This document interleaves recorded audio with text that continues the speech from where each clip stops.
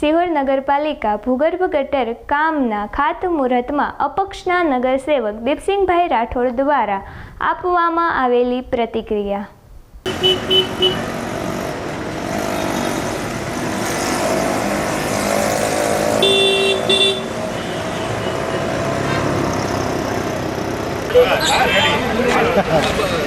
Hello Bharat माता की जय.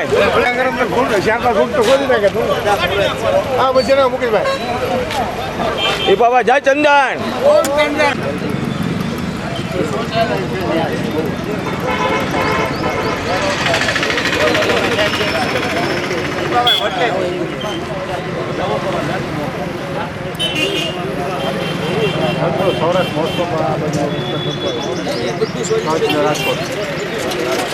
ભાવનગરમાં એટલો રાજકોટ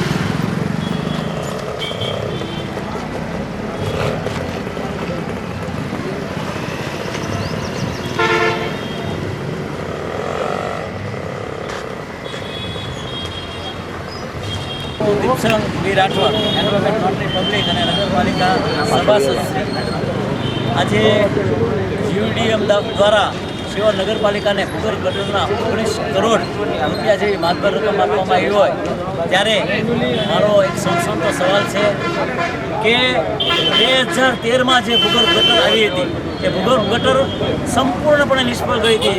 સાચા અર્થમાં યોજના સાકાર થઈ નહોતી અને એ 2013થી 2024 સુધી સતત અમે આની સાથે લડ્યા અને અનેક વખત અમે જનરલ બોર્ડમાં સર્વાનુમતે ઠરાવ કરીને વિજિલન્સમાં મોકલ્યા. અમારા સાથી કિરણભાઈ પણ એ વખતે સભ્ય હતા અને આખરે અમને આનંદ છો કે ફરી મારા શહેર માટે સરકારશ્રીએ સામું જોયું અને અમારી સરકારને સણસણતી વાત હતી કે આ શિહોર નરકાગૃહ બની ગયું છે.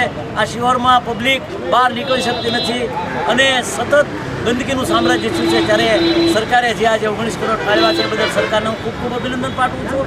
પરંતુ સરકાર આવી રીતે અવારનવાર પૈસા ફાળવે છે પરંતુ જે ડીપીઆરઓ બને છે એ કાયદેસર વાસ્તવિક હોતા નથી, અવાસ્તવિક હોય છે અને અધિકારીઓના રાજ દ્વારા બનતા હોય છે. એનાથી લોકાભિમુખ વહીવટ થઈ શકતો નથી. એટલે અમારો સણસણતો પ્રશ્ન એ છે કે એક વખત અમે દાઝી ગયા છીએ 47 કરોડ અને 52 કરોડમાં.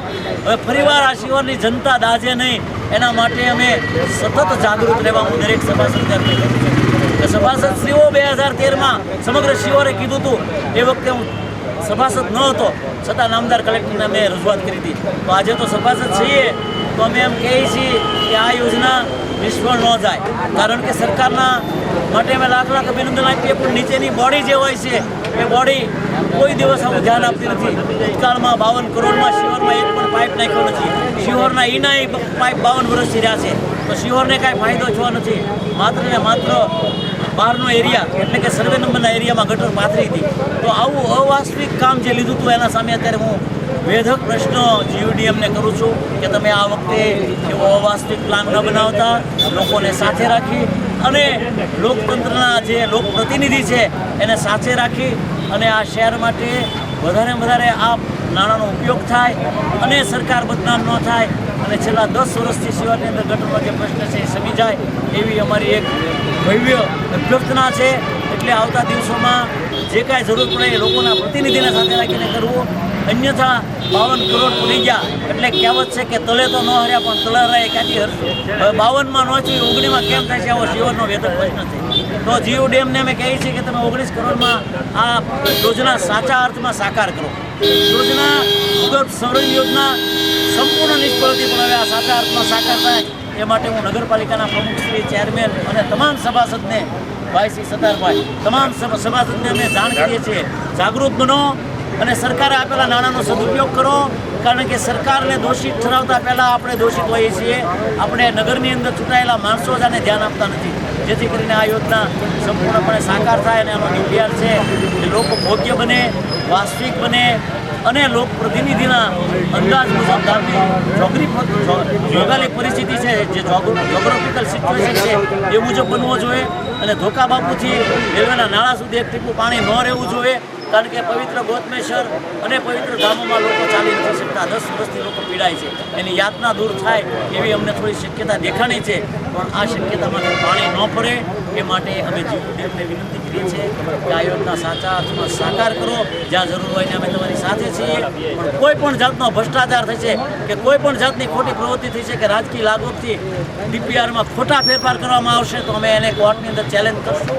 આવી હું જીવડીએમને આ મીડિયા દ્વારા ચીમકી અને ચેલેન્જ આપું છું. દીપસિંહભાઈ, એક મુદ્દો છે કે આજે ગટરની જે ગટર લાઈન છે, જે ગોતમી નદીને ગટર વહેવાય છે, હકીકત એમાં શું છે? તપાસ થશે કે કેમ? નદી ચોખ્ખી થશે કે કેમ?